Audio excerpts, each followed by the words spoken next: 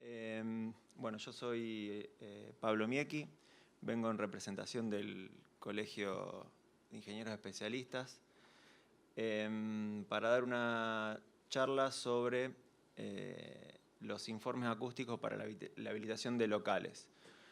Vamos a ver más que nada lo que es habilitación de locales acá en Rosario, o sea, lo que es en Rosario. No quiere decir que haya cosas que no se puedan aplicar a otros lugares, pero vamos a estar hablando de la ordenanza que tenemos acá en Rosario y, bueno, y a los requisitos que se exigen acá en Rosario.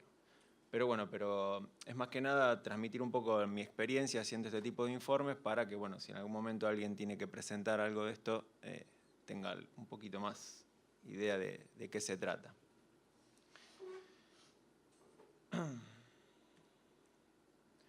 Bueno, ¿qué es un informe de habilitación?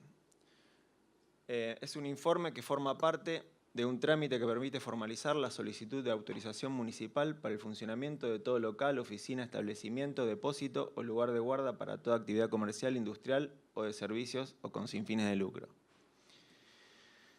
Este trámite, o sea, requiere de varios tipos de documentos que se tienen que presentar.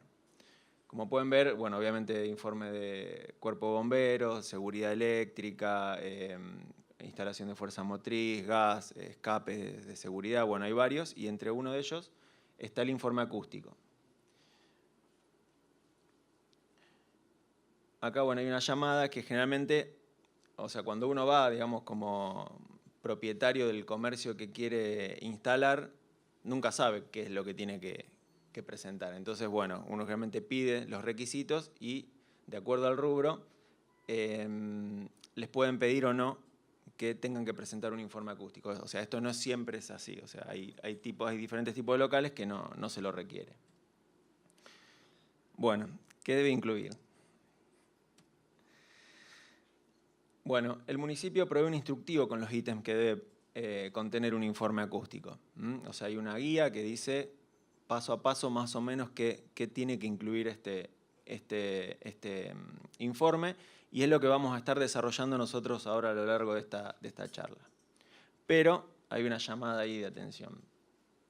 Lo primero que dice ese instructivo, y esto es una cita textual, dice: con el objetivo de garantizar un correcto aislamiento acústico y vibratorio del establecimiento con el exterior, y en el caso de optar por otras soluciones alternativas a las establecidas en el artículo 3.4 de la Ordenanza 7218/01, se deberá presentar un informe acústico avalado por un profesional matriculado con incumbencias en la materia que demuestre que técnicamente se logra el mismo resultado que en el citado artículo. ¿Cuál es el tema de esta ya introducción que tiene este instructivo? Primero, está considerando que todos los rubros que uno va a habilitar están incluidos en esta ordenanza 7218/01, que es relativa a espectáculos públicos. Y esto ahora en la próxima diapositiva vamos a ver que no es así. Y segundo, dice que si uno implementa la solución constructiva recomendada por esta ordenanza, o sea, si uno va y ve la ordenanza, sugiere dos tipos de soluciones constructivas. Dice, sí, pongo una pared así, con este piso así, desvinculado así, que no está muy clara la solución. O sea, si uno lo lee, lo tiene que leer varias veces para realmente intentar entender qué es lo que están pidiendo. Te está diciendo que el aislamiento acústico y vibratorio será correcto. Y esto es, digamos, muy fuerte. O sea, vos no podés suponer que porque ellos te digan que vos hagas esto, ya está, listo. Vos podés hacer adentro lo que quieras, que no vas a molestar a nadie en el exterior. Ahora, si vos no adoptás estas pautas que te plantea la ordenanza, bueno, ahí sí necesitas un informe acústico por un profesional que esté relacionado con la materia. Como les decía, hay rubros que no están incluidos en la 7218. O sea, ¿qué rubros están incluidos en la 7218? Bueno, las discotecas, salones de eventos, salas de fiestas infantiles, bares con amenización musical y números en vivo, salas de milonga. Bueno, hay varios ítems y se fueron agregando varios. A lo largo desde que salió la ordenanza al día de la fecha fueron agregando. Pero, por ejemplo, últimamente han estado surgiendo o han estado pidiendo informes de habilitación acústica a lugares como salas de ensayo, estudios de danza, gimnasios, institutos de música, como CETEAR, por ejemplo, que que no están dentro de esta ordenanza. O sea que todo lo que dice esta ordenanza respecto a el control del ruido o los niveles de presión sonora que deben cumplir en su interior no estarían involucrados dentro de esto. Y eso es lo que ya de entrada la municipalidad asume que sí, que todos están ahí, pero no legalmente, sino por un solo pedido informal en esta guía práctica. Bueno, ahora sí ya vamos a entrar en lo que son los requisitos que solicita esta guía y dentro de ellos los vamos a ir desarrollando. Bueno, eso. Lo que está pidiendo últimamente, ya hace un par de años, es que obviamente que el informe sea presentado por un profesional matriculado. Hay diferentes profesionales que pueden hacer esto, pero tendrían que evaluar las incumbencias de su título para ver si están capacitados. Bueno, primero siempre el informe va a llevar una introducción, donde va a dar la ubicación del local que se quiere habilitar, quién es el responsable de ese local, qué rubro se va a habilitar, o sea, si va a ser un salón de eventos, una discoteca, un restaurante con amenización musical. Y hay que especificar qué días y horarios va a estar funcionando. Esto más que nada para saber si va a trabajar de día, durante el horario diurno o durante el nocturno. Acá es importante porque es como que ya se empieza a definir un poco, bueno, hacia dónde vamos a estar dirigiéndonos. Como les dije antes, generalmente la mayoría de los rubros están en la ordenanza 7218, no todos, pero bueno, la mayoría los vamos a encontrar ahí. Y generalmente la ordenanza 7218 los divide en si tienen actividad bailable o no tienen actividad bailable. Esa es la gran diferencia que hace entre, o sea, lista con actividad bailable y hace un listado de rubros. Sin actividad bailable y hace otro listado de rubros. Entonces acá va a haber diferencias en los requisitos. Otro dato importante es la ubicación de la propiedad. Generalmente se pide que, que se ponga la planimetría de manzana, donde se indique el local, indicar qué tipo de zona es, y acá ya se empieza a hacer una descripción general de la materialidad del predio y cómo se desarrolla. O sea, así es un predio en planta alta, planta baja, en el predio está solamente este local o está compartido con otros locales o con una vivienda. Se empieza a dar una idea general de cómo es ese predio. Piden también que se indique qué reglamentación se va a aplicar. Acá en Rosario siempre se exige que se aplique el decreto ordenanza 46542, que es el relativo a ruidos innecesarios, o no dice ruidos molestos, dice excesivos, ruidos excesivos e innecesarios. Hoy toda la municipalidad acá en Rosario se rige por este decreto ordenanza, los cuales me permite definir el ámbito, que ahora vamos a ver que también ese es un tema, el tema de la definición del ámbito. Y también pide indicar, de acuerdo a esta ordenanza y al ámbito que uno defina, qué niveles sonoros no deberán trascender al predio vecino durante su actividad. Nos vamos a desviar un poquito de la charla para ver dos cositas del decreto ordenanza, más que nada para saber qué es lo que cubre. El tema de la definición de los ámbitos. La ordenanza define 4 ámbitos de acuerdo a sus diferentes, características. El 1 más destinado a lo que es el ámbito hospitalario de reposo. El 2 más orientado a lo que es el de vivienda, o sea, el residencial, con algunos negocios, pero muy pequeños. El 3 es el ámbito mixto, que sería más esta zona, por ahí, esta zona que estamos acá, en la zona bien céntrica. Y el 4 que sería más el ámbito industrial. Bueno, ¿qué pasa? Nosotros tenemos que definir ese ámbito. Cuando yo voy a hacer un informe de habilitación, tengo que definir, decir, a ver, este local que quiero habilitar, ¿en qué ámbito se encuentra? El principal problema que nos encontramos es que no existe un un mapa de ámbitos que me provea la municipalidad y me diga, bueno, mira, en esta zona es ámbito 1, esto es ámbito 2, esto es ámbito 3, esto es ámbito 4. O sea que eso queda un poco por parte de responsabilidad del profesional evaluar qué tipo de ámbito se encuentra. Esto es crítico, ¿por qué? Porque ahora vamos a ver en la próxima diapositiva que hay diferencia en los niveles sonoros permitidos que pueden llegar al vecino. Y si yo hago una mala elección de ese ámbito, puedo estar cometiendo un error grave en la habilitación del local, o sea, en el análisis que yo hago para habilitar ese local. Y después también lo que sucede es que pueden existir cambios de ámbito de acuerdo a cómo se va desarrollando la zona. Por ejemplo, el caso de Pellegrini y Vera Mújica,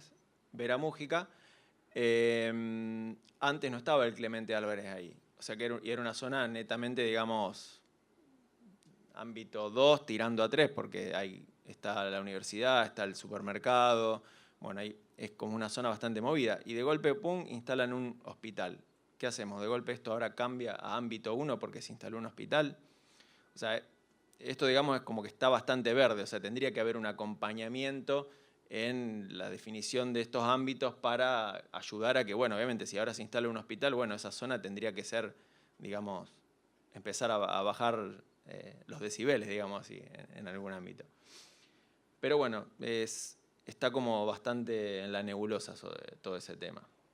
Por lo pronto, lo único que puedo decir es que que cada vez que uno hace un informe de habilitación, tiene que definir el ámbito. Pueden venir después observaciones, a lo mejor por parte de la municipalidad, cuando evalúan el informe dicen, no, usted acá puso ámbito 3 y esto es ámbito 2.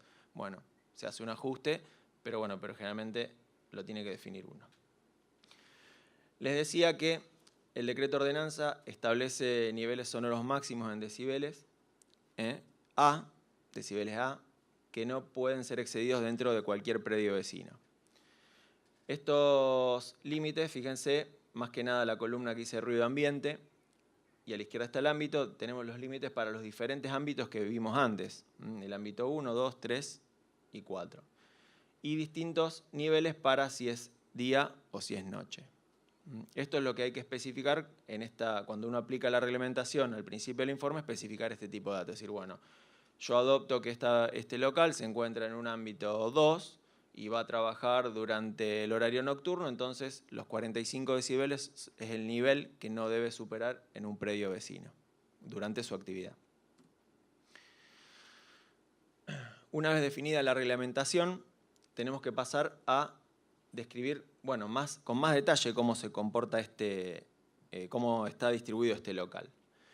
Generalmente piden planos, generalmente hay que conseguir una copia de planos, piden una escala de 1 en 100. Si no están los planos es un problema porque, o hay que conseguir aunque sea aunque sea viejo y actualizarlo, o si no, hay que hacer una especie de relevamiento. No son planos muy específicos, son más tipo croquis generales como para tener una idea de que uno puede indicar, por ejemplo, la distribución. ¿Por qué? Porque a veces pasa que uno se encuentra con un salón de eventos y a lo mejor el salón de eventos es un solo recinto dentro de todo el predio, de todo el local. El resto está la cocina, áreas de servicio, accesos, y todo eso de alguna forma sirve para el análisis porque sirve para justificar si realmente ese salón está vinculado directamente con un vecino. A lo mejor no está vinculado directamente porque en el medio hay un área de servicio, un sector de depósito, que son generalmente áreas que pueden utilizarse como herramientas para evitar la propagación del sonido. Indicar dónde se realizan las actividades principales, o sea, eso es lo que les decía, o sea, dentro del predio se indica, en este salón es donde va a estar la música funcionando o donde se va a estar ensayando o donde, se va a generar, digamos, la actividad principal. La materialidad, o sea, hay que describir, de qué están constituidas las paredes, cómo es la cubierta, si es de chapa, si es una losa. A veces también esto cuesta porque generalmente uno va a hacer una habilitación de algo que ya está construido y la única forma de evaluar cómo es esa materialidad es haciendo una inspección visual, que no siempre tampoco da buenos resultados del todo, mirando los planos y a veces hasta con planos y todo cuesta identificar si lo que realmente dice el plano es lo que realmente existe en la realidad. Pide identificar puntos débiles, como son las aberturas, accesos, lugares que puedan abrirse durante la actividad del local, o techos corredizos, patios internos, donde se pueda propagar el sonido al exterior. Y generalmente yo recomiendo, y nosotros lo hacemos mucho, es de incorporar imágenes para que se pueda interpretar. O sea, nosotros si bien hacemos una descripción en un texto de cómo es este local, siempre una imagen da mucha más información. Entonces usamos muchas imágenes de fachada para demostrar el frente del local y cómo se vincula con los vecinos. Fotos satelitales, ya sea por ejemplo acá del Infomapa de la ciudad de Rosario o de Google Earth, de donde sea, que nos permita mostrar cómo esa propiedad se vincula con el resto. Todo para justificar y aparte sirve como herramienta de análisis, porque muchas veces no se puede ver todo, no se puede entrar a todos lados, entonces hay limitaciones. Bueno, ahora sí ya enfocándonos más a con qué linda este predio, o sea, ya enfocando a decir, bueno, a ver, ¿qué tenemos a los alrededores de este predio directamente vinculados? Viviendas, comercios, cocheras, talleres, bueno, diferentes cosas que uno tiene que ir detectando y evaluando a ver si esto va a ser un punto crítico para evaluar o no. Bueno, lo último que pusimos ahí, no evaluar solo los cercanos. A veces los problemas pueden aparecer en predios alejados. Ha pasado casos donde a lo mejor los problemas de un funcionamiento local no es el vecino lindante, sino que a lo mejor el escape, digamos, es por una cubierta débil y el vecino que se queja puede estar a 100 metros en un edificio en altura. Entonces puede suceder eso también. Entonces, uno cuando hay mucha inspección visual acá, uno cuando va a habilitar un local tiene que mirar mucho, subirse a las terrazas, o sea, hacer una evaluación bastante visual y general de todo el entorno. Bueno, entonces, a esta altura ya evaluamos la materialidad del predio y ya vimos qué hay en su entorno. Entonces podemos empezar a hacer un análisis y ver, bueno, qué puntos vamos a analizar. O sea, no vamos a analizar todos los puntos, vamos a analizar, digamos, los más débiles, o sea, donde podamos llegar a tener problemas. Los que aseguramos que no podemos tener problemas, directamente se informa, mira, acá no va a haber problemas por tal y tal cosa, y no se hace un análisis profundo. Bueno, el objetivo del informe es evaluar el impacto acústico que puede causar la actividad del comercio en la zona. Yo ahí puse una llamada que esto es relativo. ¿Por qué? Porque generalmente el informe está orientado solamente a la actividad del local, pero por, digamos, el ruido que puede generar por la difusión de música en su interior con los altavoces. Pero no considera el ruido que genera en un boliche, por ejemplo, toda la gente entrando, gritando, saliendo a las 2 de la mañana y todo eso. O sea, el informe acústico no pide eso. Es solamente orientado a lo que es equipos de difusión de sonido. Bueno, después evaluamos todos los límites del predio y, bueno, de ahí definimos cuáles serían los puntos sensibles a tratar. Como metodología de evaluación, la municipalidad sugiere realizar mediciones de nivel sonoro como un requisito, o sea, es un requisito. Si no se hace la medición, el informe, digamos, no es válido en principio. Vamos a ver que eso también trae algunos problemas. Y nosotros generalmente también proponemos un acompañamiento con cálculos teóricos, porque también vamos a ver que a veces no es posible medir. Mediciones. Bueno, las mediciones que se solicitan son tanto en el interior del local como en el exterior del local. Las del interior del local, los rubros que están incorporados en la ordenanza 7218 tienen sus límites interiores establecidos. Locales sin actividad bailable son 70 decibeles A y locales con actividad bailable son 80 decibeles A. Los rubros que no están definidos, generalmente de acuerdo a la actividad, o se adopta algún rubro similar que uno encuentre en la 7218 o se proponen ya sugerencias relativas más a lo que dicen las leyes de higiene y seguridad laboral. Bueno, para las mediciones en el exterior del local, obviamente las mediciones en el interior del local se van a realizar, digamos, en el área, digamos, donde esté más la actividad. O sea, si es un salón de eventos, bueno, vamos a empezar realizando una medición en la pista de baile. Pero también es bueno realizar otras mediciones en el resto del salón para ver si realmente esto se mantiene o no, o de última hacer un promedio de esas mediciones para tener un valor único. La del exterior del local, bueno, hay que planificarlas en base a los límites que hayamos analizado, o sea que si vimos que, por ejemplo, el local tiene una fachada con vidrio y enfrente, cruzando la calle, hay una vivienda y esta vivienda puede verse perjudicada, bueno, entonces obviamente un punto a analizar va a ser esta vivienda. O, como dije antes, vemos que la cubierta del local es una cubierta débil y puede propagarse el sonido y llegar a un edificio que está en la esquina o en un piso, bueno, ese es otro punto también a evaluar. No quiere decir que siempre lo vamos a evaluar con mediciones.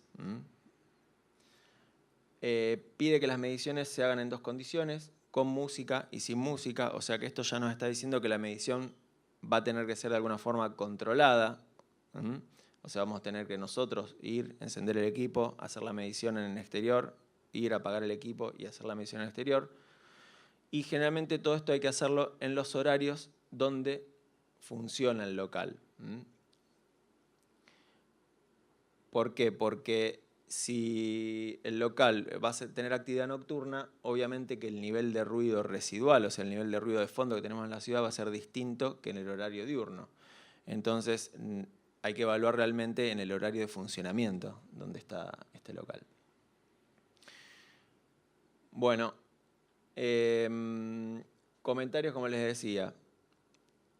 No es una tarea fácil medir en predios linderos. O sea, porque si vamos un poco a la ordenanza y el espíritu, pide que hay que medir, se entiende que hay que medir dentro del predio lindero. O sea, esto significa que yo tengo que ir, golpearle la puerta al vecino y decirle, señor, estoy haciendo una medición para habilitar el local de al lado. ¿Puedo pasar a hacer una medición? Obviamente me va a decir, no. Tampoco corresponde que yo tenga que entrar a la casa de un vecino para realizar la medición. Entonces nosotros lo que generalmente optamos es por hacer una medición desde el exterior y evaluar cómo ese ruido, ese sonido se va a propagar al interior y qué va a obtener, qué nivel se va a obtener. Así todo, bueno, el decreto ordenanza no da muchos indicios de cómo realmente se tiene que medir, o sea, eso queda más a criterio del profesional, el tema del uso del instrumento y las ubicaciones del instrumento. Como instrumento, dado que, bueno, obviamente el decreto ordenanza brinda características erróneas de qué instrumento se debe usar, o sea, hace referencia a un instrumento bajo estándares ISO y, bueno, por el conocimiento que tenemos nosotros no existe ninguna norma ISO que regule o que diga cómo tiene que ser un instrumento de medición. Entonces, nosotros por ahí tomamos como guía para este tipo de cosas alguna norma IRAM que diga, bueno, mira, para hacer este tipo de mediciones se usa este tipo de instrumento. Nosotros recomendamos que sea un sonómetro clase 2, mínimo. O sea, los sonómetros se manejan por clases de acuerdo a su precisión. Clase 2 sería lo mínimo que uno puede utilizar para una medición, digamos, de tipo profesional. Menos de esa clase ya queda más para algo casual, algo que no tenga ninguna validez. El sonómetro debe ser integrador, preferiblemente, o sea que promedie la medición, no que sea algo que me está todo el tiempo mostrando una medición y yo tengo que tomar datos o sea, que me esté mostrando valores instantáneos, sino que debe ser una medición que yo pueda medir por un lapso de tiempo y me muestre un valor promedio. Esto tampoco lo dice la municipalidad de nada, sino que está más basado en normas IRAM. La medición tiene que hacerse sobre un trípode, nunca el sonómetro en la mano, porque esto agrega interferencias y obviamente agregamos ruido de manipulación del instrumento. generalmente entre 1 y 1,20 m, 1,50 m de altura, alejado de las paredes reflectantes, o sea, no podemos estar pegados a la fachada del vecino que estamos midiendo, sino por lo menos nos tenemos que alejar 1 metro. Si hay viento hay que usar el protector antiviento, y si hay viento de más de 5 metros por segundo no se puede realizar la medición directamente. Si llueve, menos, porque no solo porque se moja el instrumento, sino porque el ruido de la lluvia agrega otra componente más. Todos los instrumentos tienen que tener su certificado de calibración por laboratorio habilitado.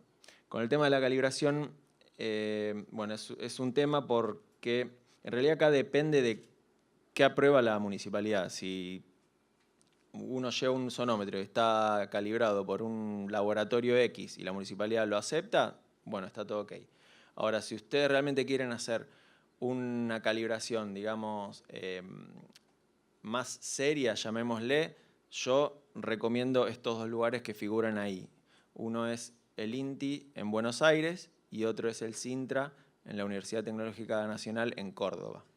Son los que nosotros conocemos, son los únicos dos laboratorios, digamos, serios para hacer una certificación válida. Más o menos esta certificación, también por norma IRAM, se tiene que hacer cada 2 años.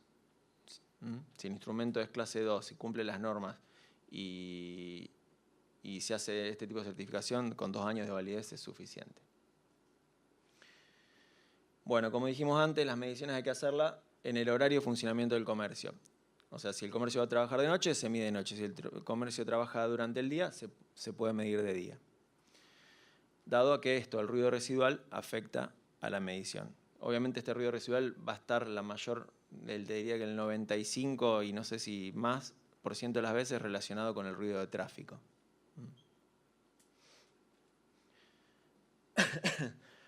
¿Cuánto tiempo tenemos que medir? Bueno, de nuevo, el decreto de ordenanza no nos da indicaciones de cuánto tenemos que medir.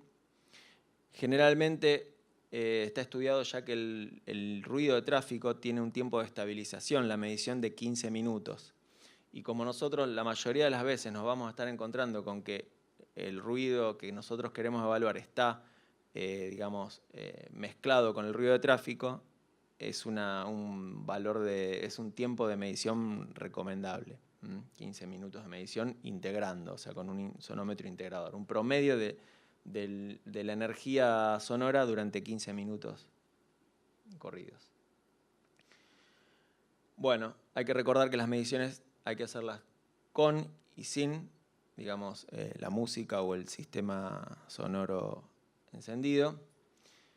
Y hay que repetir varias veces la medición para que haya una validez estadística.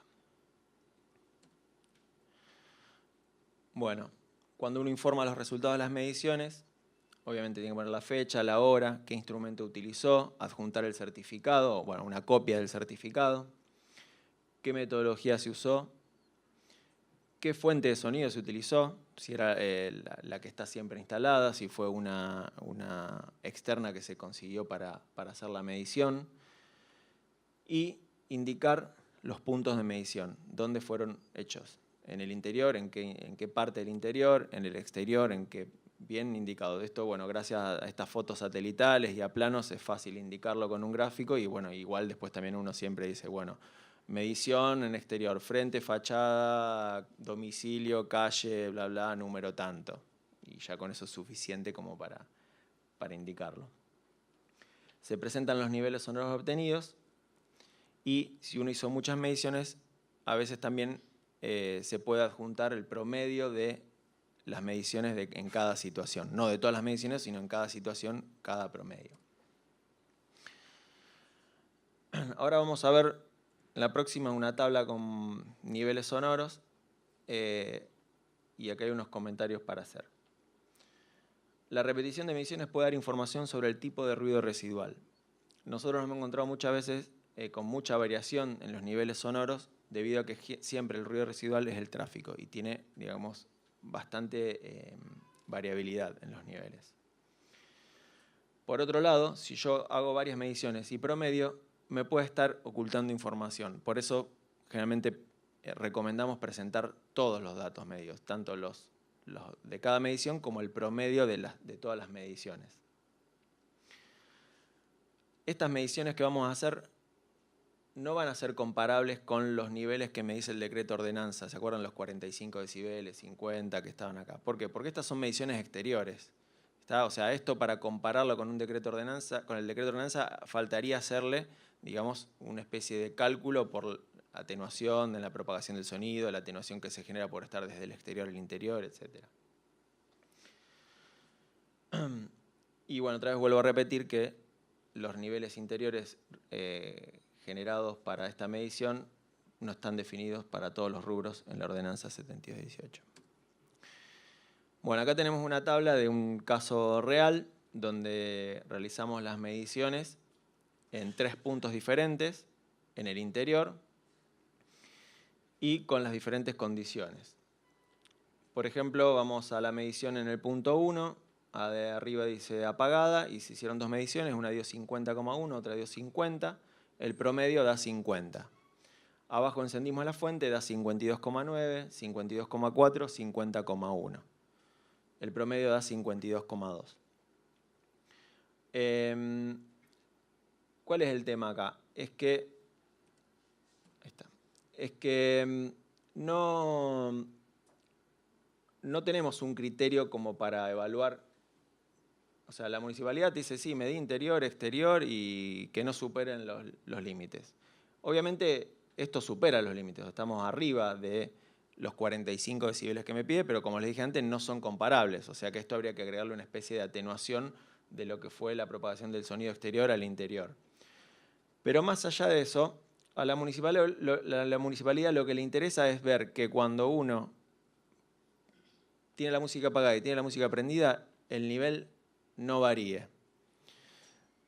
No sé en base a criterio de alguien que dijo eso en la municipalidad. O sea, no es ningún criterio, digamos, o sea, se puede utilizar como un criterio desde el punto de vista físico.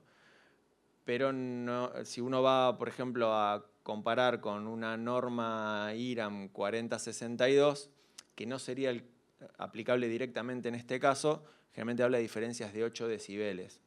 O sea, habla de que un ruido para que sea molesto tiene que superar 8 decibeles el nivel de ruido residual que existe en la zona. Pero no sería, o sea, es como un criterio así medio lejano, no sería tan directamente comparable. Pero ¿qué pasa? Si el que analiza el informe de la municipalidad ve que el promedio da 50 y después da 52, dice, no, este local no puede ser habilitado porque excede 2 decibeles el nivel de ruido existente. Sí, si vemos el promedio, tiene razón. Ahora, si vemos las mediciones individuales, yo con la música encendida también tuve 50,1, igual que cuando la música estaba apagada. Entonces, obviamente, esta información de tener todas las mediciones o tener varias mediciones me está diciendo, mira, esto obviamente es un problema de ruido de tráfico, o sea, no es la música. Es más, uno aclara, fíjense que hay observaciones donde dice tránsito disminuye con el horario, música apenas audible. O sea que uno cuando está midiendo se da cuenta si realmente la música está pasando o no está pasando y cuánto puede influir, obviamente te lo va a decir la medición. Pero esto no sería una causa para decir, no, mira, este local no es habilitable. Ahí depende mucho de la capacidad técnica del que evalúe el informe. Bueno, acá un poco lo que ya dije. Se entiende que no deben existir variaciones en los niveles medidos. Un criterio que como que se da a entender que pide la municipalidad y lo pide, digamos, no lo pide formalmente, no hay ningún lado está escrito donde lo diga, sino que es algo que, digamos, lo interpretamos nosotros en base a la experiencia de presentar informes y que aprueben los informes. Bueno, acá viene la parte de cálculo teórico, que es otra metodología que nosotros proponemos como para evaluar, para evaluar un local. La misma ordenanza 7218 sobre espectáculos públicos establece que se debe garantizar una efectiva reducción del nivel sonoro que permite el cumplimiento de los valores establecidos por el artículo 6 del decreto ordenanza. Y como les dijimos antes, muchas veces tenemos imposibilidad de ingresar al predio vecino, a veces nos vemos obligados a evaluar el nivel sonoro que puede recibir un vecino con un cálculo teórico de aislamiento. Generalmente lo hacemos al revés. No evaluamos cuánto le va a llegar al vecino.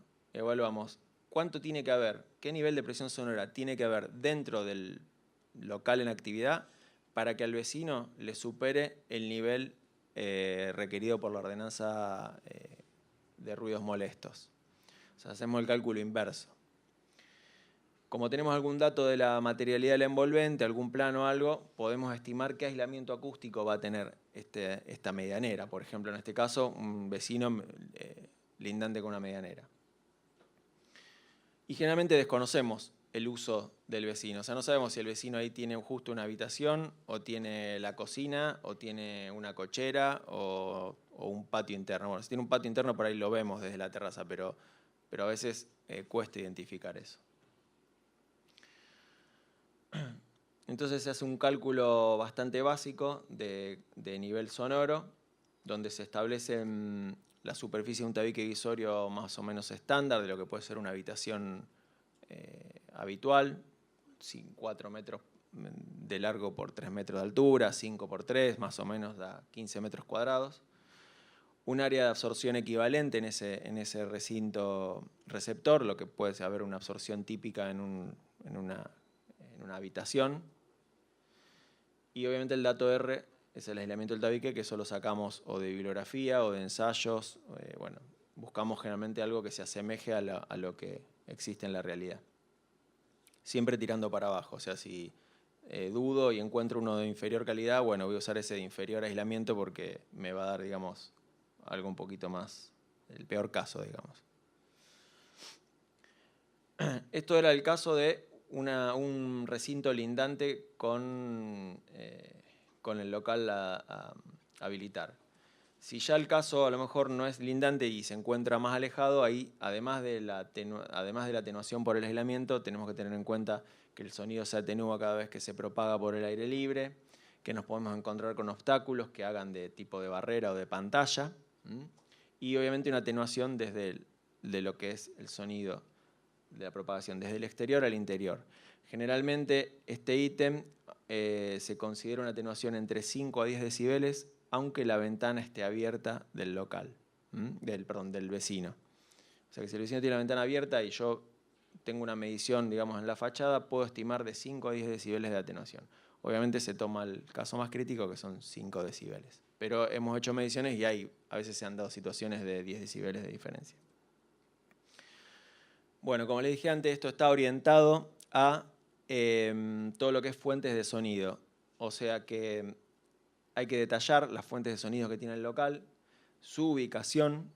Esto generalmente se indica también en el plano, o sea, en los planos que uno adjunta, ahí generalmente está bueno, digamos, hacer un croquis de la ubicación donde está y hacia dónde está apuntando la fuente. Mucho no entiendo para qué piden esto, porque esto se cambia todo el tiempo. Muchas veces se dan situaciones donde a lo mejor el local no tiene un sistema de sonido fijo y lo alquila, entonces puede venir cualquiera de cualquier tamaño y de cualquier presión sonora, pero bueno, es algo que solicitan. Y después otra cosa es que realmente solicitan potencia y dimensiones, y eso no te da un indicio de qué presión sonora se va a generar, ni de cómo lo usa uno eso.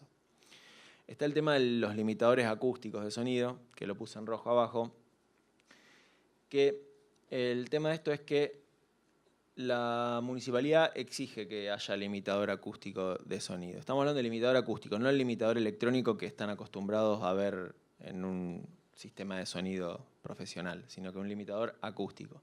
Un limitador acústico es un limitador que tiene un micrófono calibrado que sensa presión sonora. Y cuando esa presión sonora supera cierto nivel establecido, corta el audio. En realidad lo limita, lo empieza a limitar. Si vos lo superaste X cantidad de veces, directamente te corta el audio. Obviamente que un limitador acústico tendría que estar instalado en un lugar, en un rack cerrado, con precinto, donde nadie pueda tocar, ni desconectar, ni bypassearlo. Ahora, honestamente, yo nunca vi un limitador acústico en mi vida. O sea, nunca acá en Rosario vi uno. Es una exigencia, nadie lo tiene. Yo hago informes acústicos y no pongo que nadie tiene limitador acústico y la habilitación sigue haciéndose igual. Entonces ahí hay también un agujero bastante importante en lo que es la legislación. Bueno, una vez que ya hicimos todo este análisis, toda esta evaluación de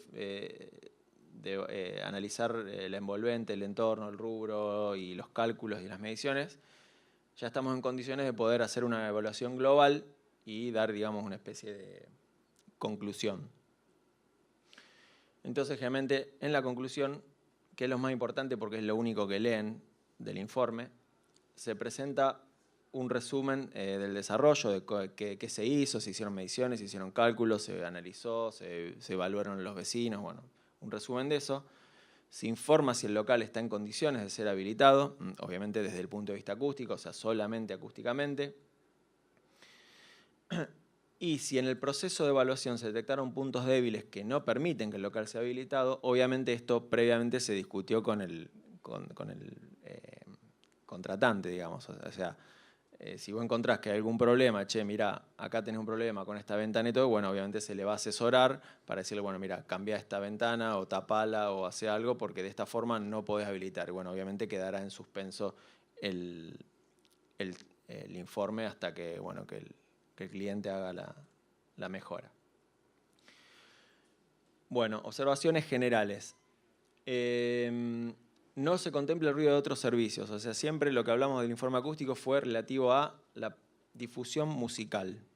No se tiene en cuenta aire acondicionados, extractores, grupos electrógenos. Eso no, el informe acústico no pide eso. Como dije antes, no se contempla el ruido causado por la actividad, o sea, está bien, nosotros estamos haciendo una evaluación de un lugar que no fue habilitado. O sea que tampoco tengo posibilidad de medir qué sucedería con eso.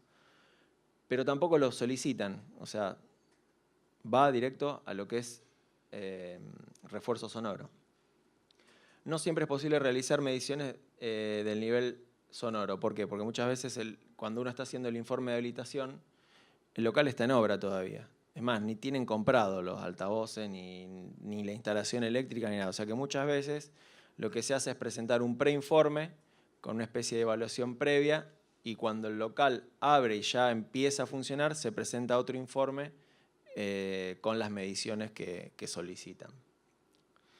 Y otro tema importante que no se tiene en cuenta es el confort acústico interior. O sea, no se solicitan datos de cómo es el acondicionamiento acústico del interior, no solo en los lugares que van a tener difusión de música, sino en los lugares que no tienen difusión de música. O sea, vamos al caso de un restaurante que a lo mejor no tiene música funcional, o sea, no tiene amenización musical, pero tiene problemas a lo mejor de que al no tener un confort acústico el lugar no se puede estar adentro, digamos, por el propio bullicio de la gente, ni siquiera porque haya un sistema de sonido. O sea, esto sería otra cosa a tener en cuenta en el futuro, en lo que es legislaciones, para que, bueno, no existan más restaurantes donde uno no pueda estar charlando tranquilo porque no se escucha ni con el que está hablando enfrente. Bueno, terminamos. Si quieren hacer alguna consulta. Sí. Yo quería consultar qué profesionales específicamente son quienes tienen que hacer este informe y quién de la municipalidad se supone que inspecciona estos informes, si es que, digamos, solamente lo mira o va al local e inspecciona que esos informes realmente sean como está escrito. Desde el punto de vista profesional, nosotros en el Colegio de Ingenieros, los ingenieros electrónicos, yo soy ingeniero electrónico, y los ingenieros en higiene y seguridad pueden hacerlo.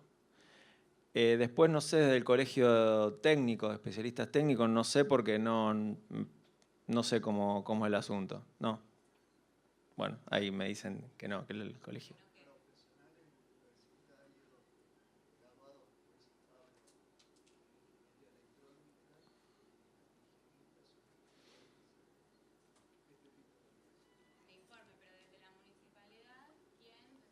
Bueno, cuando ese informe, o sea, llega, digamos, cuando el cliente va con toda la carpeta, bueno, del bombero, informe acústico, eléctrico, todo, eso va a la parte del departamento de habilitaciones.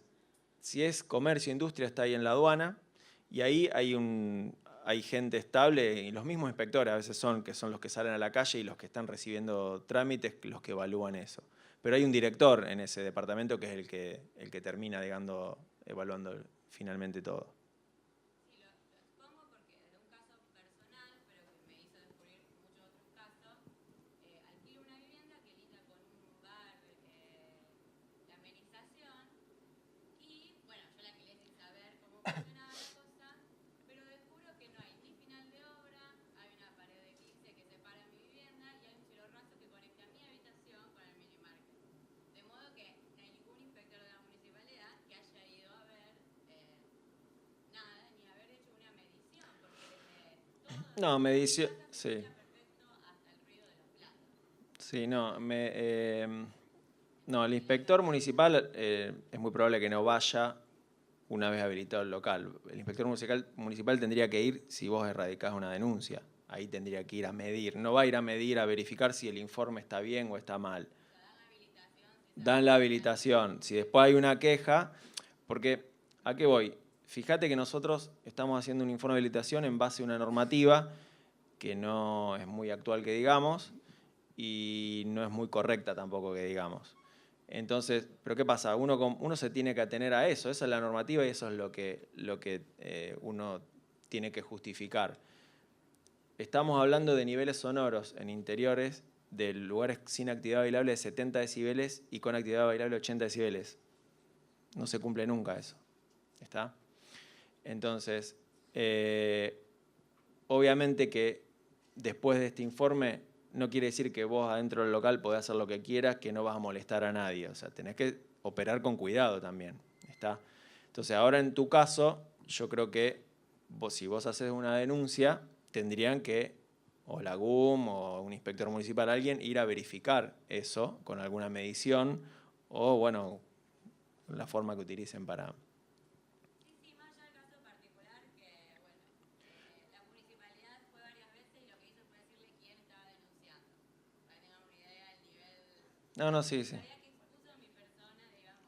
Pero más allá de eso me llama la atención que de la municipalidad no haya algún tipo de prevención, porque es obvio que después todo recae en la denuncia personal de quien tuvo un conflicto, en lugar de, digamos, prever eso, no emitiendo habilitaciones que no Sí. cumplan con algo correcto. Conocemos muchísimos casos como el tuyo. Digamos, quienes emiten el informe acústico, Sí. en su caso será con seriedad, Sí. pero evidentemente cuando hay gente que no, alguien que va y firma y la municipalidad no tiene ninguna, o sea, no hace ningún tipo de inspección al respecto, habilita directamente.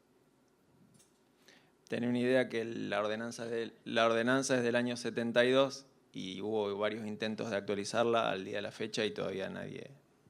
Yo no había nacido cuando hicieron la ordenanza. Entonces sí, lamentablemente hay un vacío ahí que la municipalidad no responde y bueno, es más política el asunto. ¿Alguna otra pregunta? Sí.